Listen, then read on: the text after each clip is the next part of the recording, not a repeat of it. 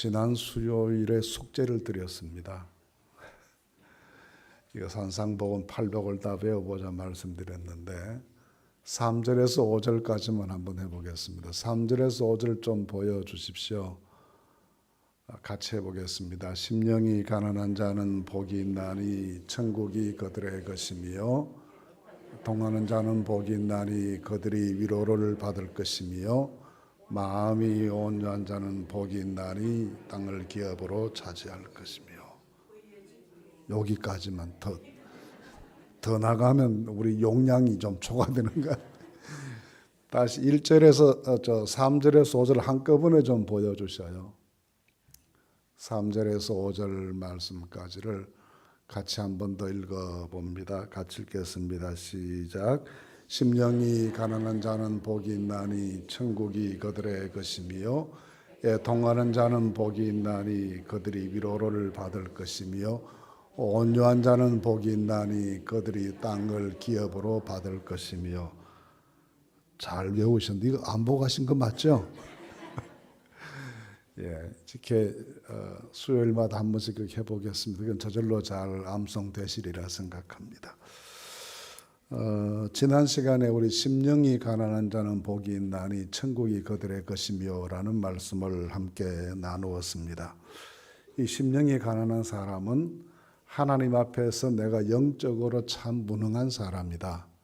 내 스스로의 힘으로는 구원에 이를 수도 없고 죄를 회개할 수도 없고 하나님과의 관계를 회복하는 일에 전적으로 무능한 사람이어서 오직 하나님의 은혜만 의지해야 되고 하나님께만 소망을 둬야 되는 그런 영혼으로 자기 영혼을 느끼고 깨닫는 사람이 심령이 가난한 사람이고, 이 사람에게 하나님께서 천국의 주인 되는 복을 주신다라는 것을 함께 생각했습니다. 오늘 읽은 말씀은 그 다음 4절 말씀인데, 애통하는 자는 복이 있나니라는 이 말씀입니다.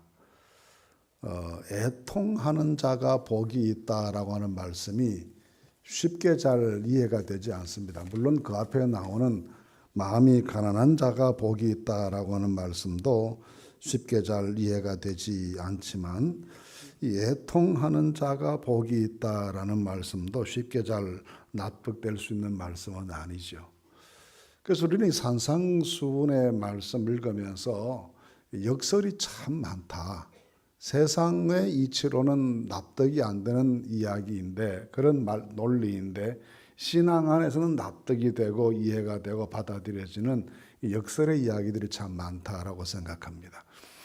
그래서 어떤 분은 생각할 때 이 산상수훈과 같은 이 말씀이 정말 모든 사람이 지킬 수 있는 말씀인가?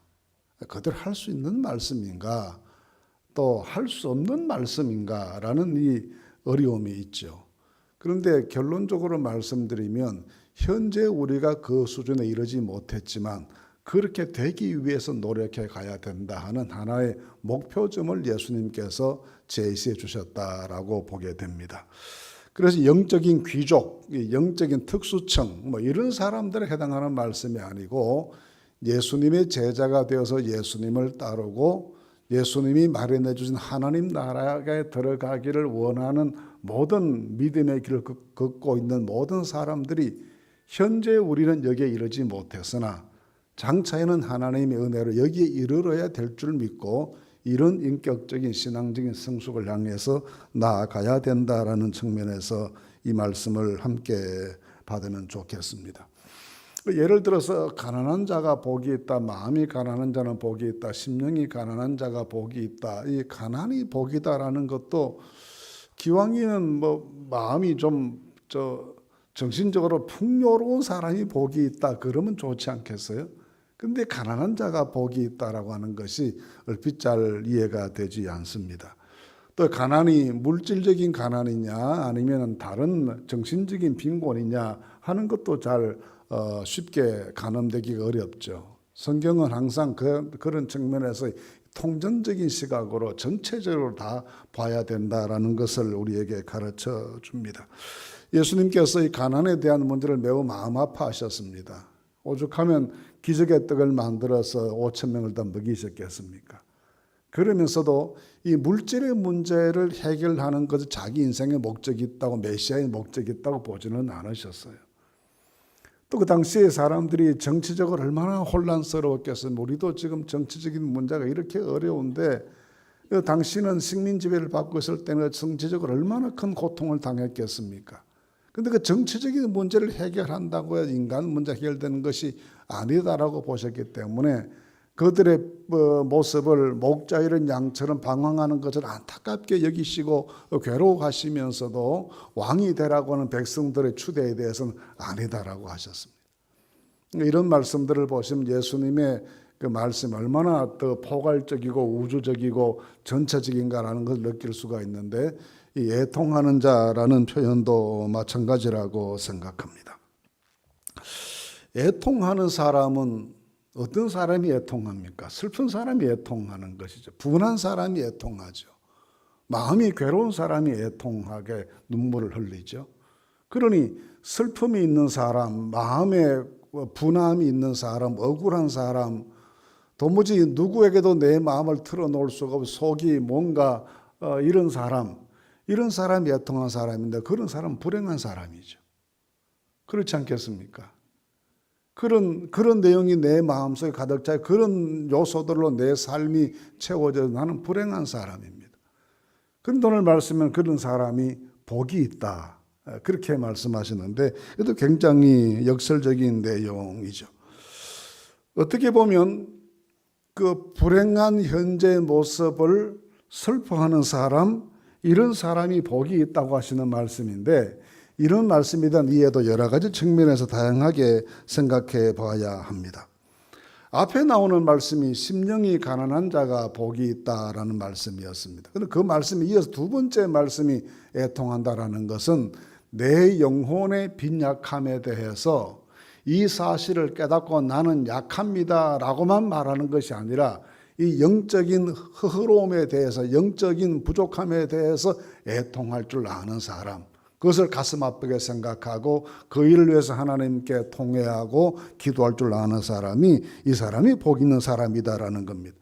심령이 가난한 것을 깨달았습니다. 나는 영적으로 부족한 사실을 알았어요. 그런데 그걸 방치하는 사람이 복 있는 사람이 아니고, 내 영혼이 그렇게 정말 빈곤한 영적인 상태에 처해 있어서 내 홀로의 힘으로는 구원의 길을 찾지도 못하겠고 하나님께로 가는 길을 알지도 못하겠고 지은 죄가 많은 것을 느끼지도 못하는 그런 우매한 상태에 있는 나를 보고, 그런 나를 심령이 가난한 것을 깨달았으면 그 다음에 자세는 애통해야, 이 일을 또 하나님께 애절한 마음으로 기도하고 통회하고 이런 영적인 빈곤 자체에 대해서 슬퍼할 줄 아는 사람, 이런 사람이 복이 있다라는 것입니다. 우리는 흔히 이제 그리스도인으로 살아가면 삶이 매우 기뻐진다라고 생각합니다. 또 사실 그게 사실이 그렇습니다. 다른 종교의 가르침과 굉장히 큰 차이가 있는 것이 기쁨이 우리에게 있다는 것이죠.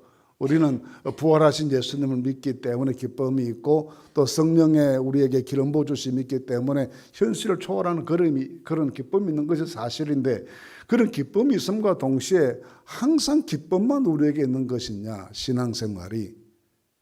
그것도 아닌 실제 우리 삶 속 신앙생활 속에서는 기쁨만 있는 것이 아닌 고통도 있고 눈물도 있고 괴로움도 있음이 또한 사실입니다.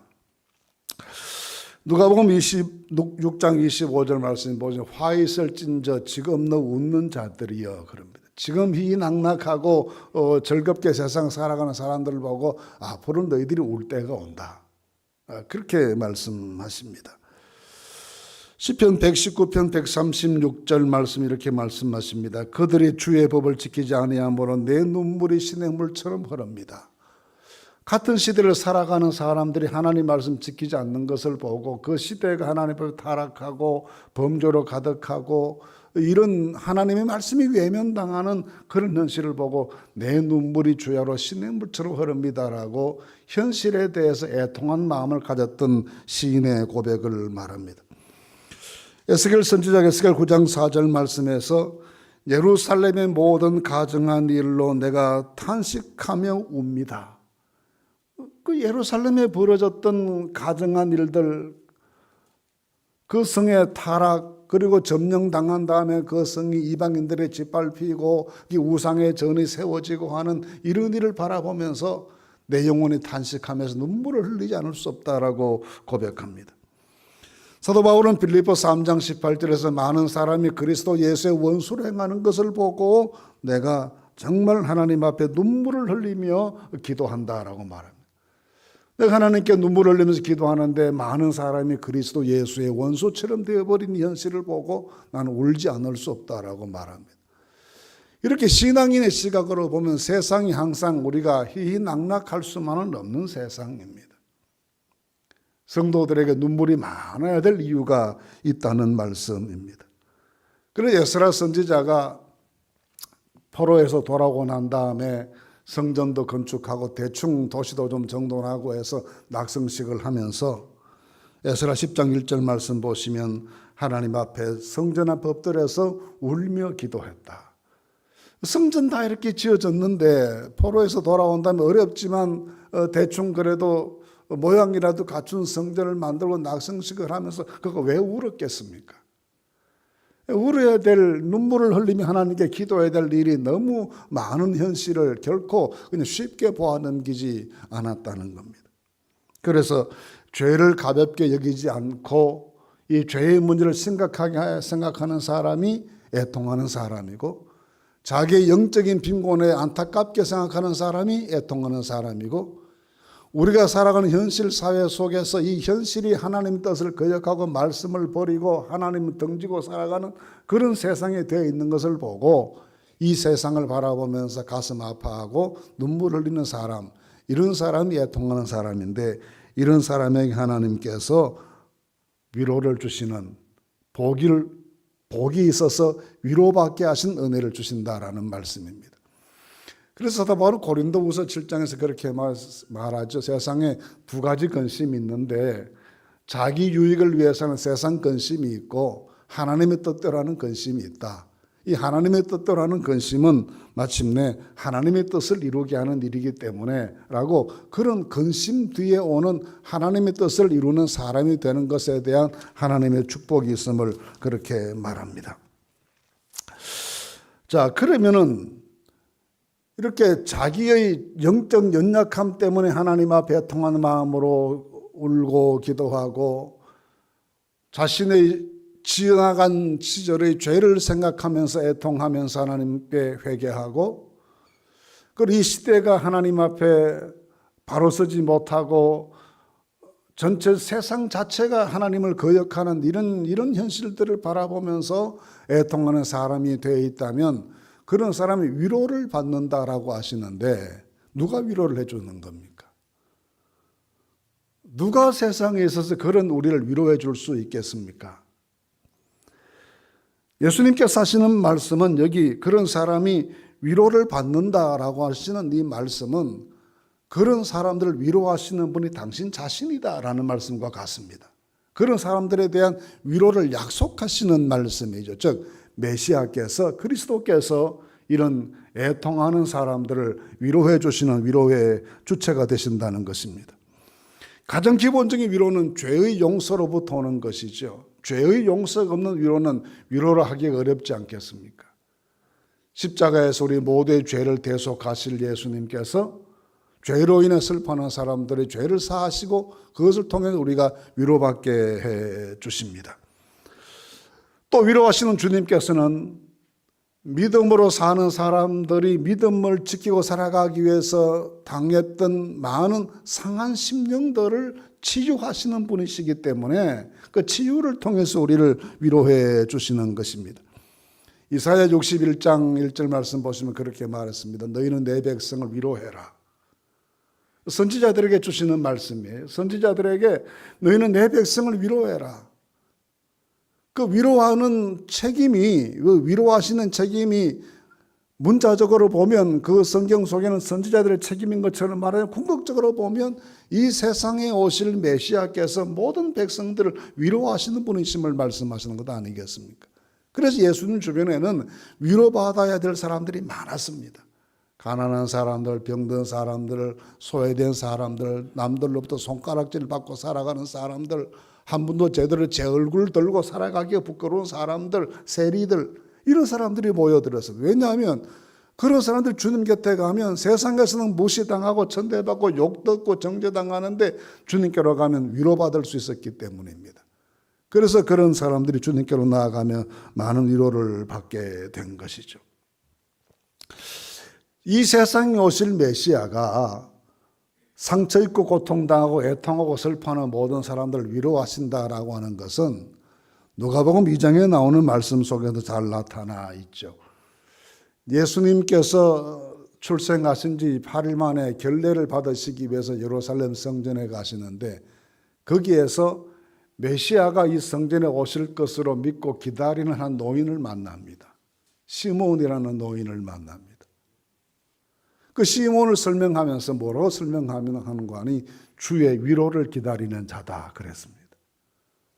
그분이 무슨 슬픈 개인적인 사연이 있어서가 아니라 주의 위로를 기다린 자라는 말씀은 하나님께서 보내주실 메시아를 기다린 사람이라는 의미였습니다. 그래서 그 아기 예수님을 가슴에 안고 그분이 노래하기를 내 눈이 주의 구원을 보아사오니 그럼. 이제는 내 눈으로 주님께서 우리에게 주시는 우리 죄를 용서하시고 우리를 천국으로 인도하시고 우리 모든 슬픔을 위로해 주실 그 구원의 주님을 내 눈으로 본다고 너무나 기뻐 감격하고 감사해야 하죠. 그래서 이 세상에 오신 예수님은 우리 모두를 위로하시는 분이십니다. 어떤 분들이요? 애통하는 사람들. 우리가 영적으로 너무 빈약하니까 우리 힘으로 세상 이길 힘이 없으니까 애통하고 지은 죄가 기억나서 하나님께 회개하면서 애통하고 또 이 세상에 여러 가지 되어가는 일들이 정말 하나님 앞에 도우심을 간절히 구할 수밖에 없는 그런 사정이어서 애통한 마음으로 기도하는 이런 성도들을 바라보시고 주님께서 위로를 베푸신다라는 말씀입니다. 지금 우리나라의 현실도 우리 애통이 필요한 때가 아니겠습니까? 이런 일이 생기리라고는 상상을 못했는데 또 이 일이 생기니까 정말 우리가 너무 기도가 부족했구나라는 생각을 저절로 하게 되고 우리가 하나님 앞에 교만한 마음을 가졌던 적은 없었는지를 살펴보면서 애통의 눈물이 필요할 때입니다.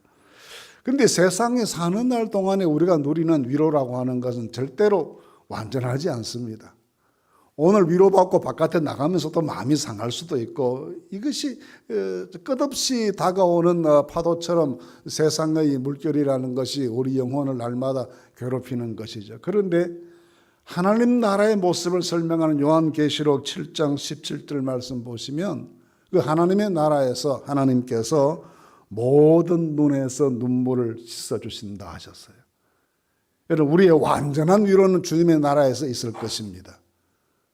그 완전한 하나님께서 모든 사람들의 눈에서 눈물을 씻어주시는 다시는 곡하는 것이 없고 슬픈 것이 없는 그 위로를 주실 때가 올 터인데 그때까지 세상에서 믿음 잘 지키고 순간순간 받아주시는 주님의 위로로 힘을 얻고 이 약한 세상 속에서 신앙의 승리를 일구어 나가실 수 있기를 바랍니다. 그래야 마침내 완전한 주님의 위로에 참여하는 하나님의 은혜가 온 성도들에게 임하게 될 것입니다. 그래서 애통하는 자는 복이 있다 하신 것입니다. 애통하는 자들에게 이건 주님의 약속이죠. 메시아이신 예수님께서 내가 그들을 위로할 것이다 라는 말씀입니다. 그 다음 절 말씀은 온유한 자는 복이 있나니 그들이 땅을 기업으로 받을 것이며 했습니다. 심령이 가난한 자는 복이 있나니 그들이 천국을 얻게 될 것이고 애통하는 자는 복이 있나니 그들이 위로를 받게 될 것이고 온유한 자는 복이 있나니 그들이 땅을 기업으로 받을 것이며 라고 했습니다. 이 온유하다는 말 프라우스라는 말인데요. 다양하게 번역되는 말입니다. 우리는 온유하다 그러면 좀 따뜻하고 부드럽고 이걸 온유하다 그러는데 프라우스라고 하는 말은 온유하다는 말이 제일 가까운 말에서 그렇게 번역하긴 했지만 아주 다양한 의미예요. 점잖다 또는 겸손하다, 사려가 깊다 뭐 이런 등등의 또 절제심이 많다 이런 아주 여러 가지 단어의 의미를 포함하고 있는 그런 단어인데 이것은 주로 다른 사람을 대할 때 내 태도를 말합니다. 다른 사람을 대할 때 내 마음의 태도가 할 수 있는 대로 배려하고 사려 깊게 대응하고 절제하면서 표현하고 하는 이런 잘 정돈되고 숙련되고 아주 세련된 대인관계의 모습을 가르쳐 주는 것이죠. 근데 우리가 예수님의 모습을 온유하다, 온순하다, 유순하다 그러면 조금 너무 약하신 것 아닌가라는 생각을 할 때가 있습니다. 그 온유하다라고 하는 게 세상적인 느낌으로는 자꾸 좀 물러서는 것처럼 보이고 그렇기 때문에 너무 유약한 것과 연관되어 생각하기가 쉬운데 실제로는 그렇지 않습니다. 예수님께서 그러셨어요. 마태복음 28장에 나는 마음이 온유하고 겸손하니 나의 멍에를 메고 내게 배우라. 근데 온유하고 겸손한 자세로 살아가는 이 삶의 자세를 너희가 배워야 된다. 그렇게 말씀하시는 것이죠. 근데 실제로 예수님께서 보시면 다른 사람들을 대할 때 항상 그 온유한 자세를 갖추는 것을 멈추신 적이 없으시죠. 이 온유하다라고 하는 것은 예를 들어서 이렇게 생각해 보십시오. 다른 사람에 대한 올바른 바람직한 태도가 온유라고 하면 그 다른 사람은 나를 어떻게 대하는 사람을 말하는 것이겠습니까? 내게 끝없이 대적하려 하고 시험하려 하고 고통을 주는 사람들을 상대에 두고 하는 말입니다. 예를 들어 이렇게 생각해 보시죠. 나는 하나님 앞에 기도할 때 하나님 제가 참 죄가 많은 사람입니다. 그렇게 기도합니다. 그런데 다른 사람이 나를 보고 목사님 참 죄가 많은 사람이네요. 그러면 내 기분이 어떻겠습니까?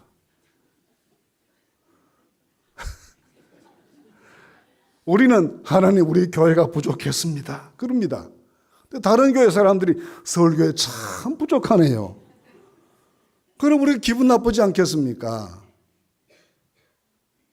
그렇게 영적으로 공격을 받을 때 대응하는 자세가 온유해야 된다는 거예요. 그게 온유입니다. 대체로 이런 말을 들으면 우리가 분노하게 되죠. 그래 나는 그렇다 치고 너는 그럼 얼마나 잘났냐 하고 당장 이게 속에서 이런 게 끌어오르게 되게 됩니다. 근데 예수님 보시면 굉장히 이런 말씀 많이 들었잖아요. 참남하도다. 신승모독이다. 심지어는 귀신 들렸다.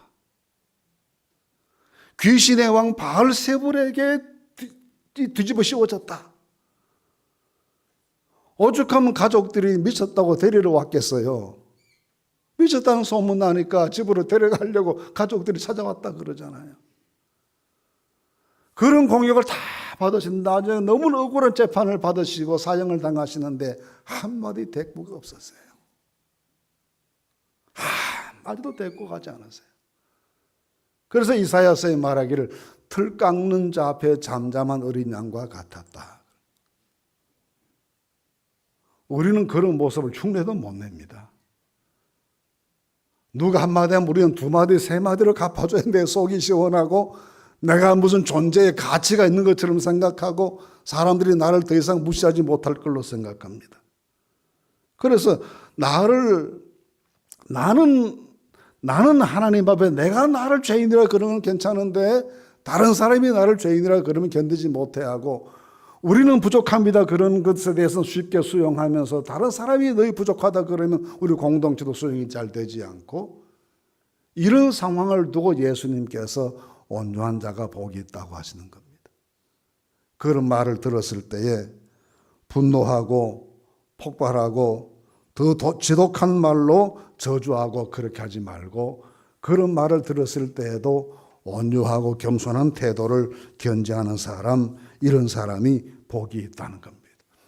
근데 이런 사람이 복이 있다고 하시면 주시는 상이 엄청나요. 땅을 주신답니다. 이 땅도 하나님께서 저기 경상북도의 산골짜기 땅 말로 강남구 땅을 주시면 참 좋으실 듯한데 이 땅을 주신다는 것은 지배 영역이, 관할 영역이 많아진다는 뜻입니다. 영향력이 커진다는 뜻이에요. 뭐 땅을 등기로 주시는 건 아니겠지만 그만큼 그리스도인들의 영향력이, 온유한 사람들의 영향력이 많은 지역으로 확장되게 되어서 그곳에 하나님의 나라가 넓어지게 만드신다는 의미로 우리에게 땅을 기업으로 주신다라고 했습니다.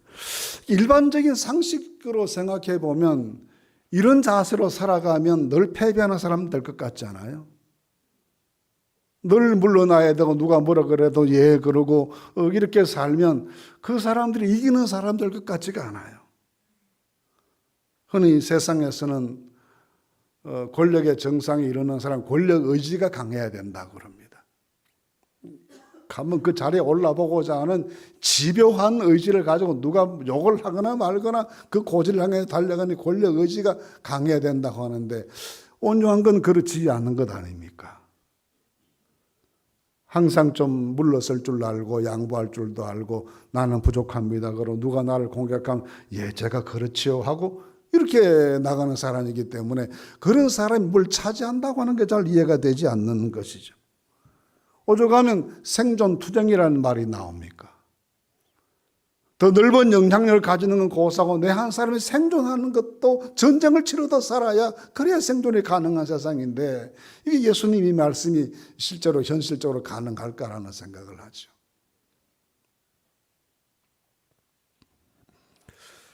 그런데 이스라엘도 보시면 가나안 땅을 그 땅을 차지하기 위해서 전쟁을 얼마나 긴 세월 동안 했습니까? 긴 세월 전쟁해야 했습니다. 그래 그 땅을 차지할 수가 있었습니다.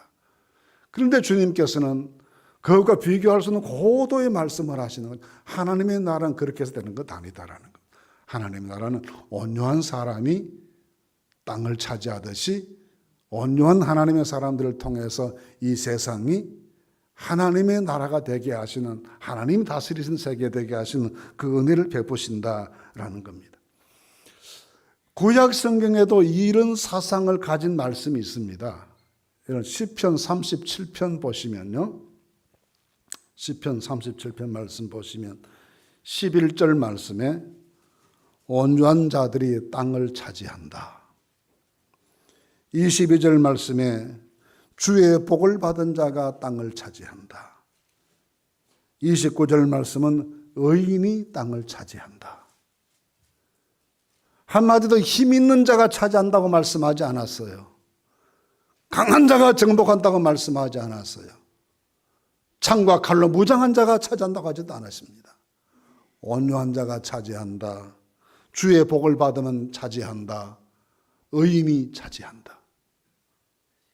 그리고 하나님의 나라가 이루어져서 점점 많은 곳에 주님의 뜻이 이루어지게 되고 뜻이 하늘에서 이루어진 것처럼 땅에서 이루어져서 주님께서 다스리시는 그 영역이 넓어지는 일에 우리가 기여하는 것은 우리 모두가 온유한 자 되는 것이라는 겁니다.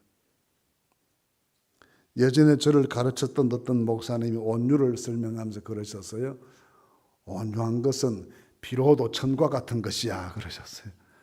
비로도 천, 저는 어디서 그거 잘 몰랐는데 비로도 천이 왜 온유입니까? 라고 여쭈었더니 확 움켜쥐면 부드럽게 움켜지는 것 같아도 놓아버리면 싹 풀려버린대요.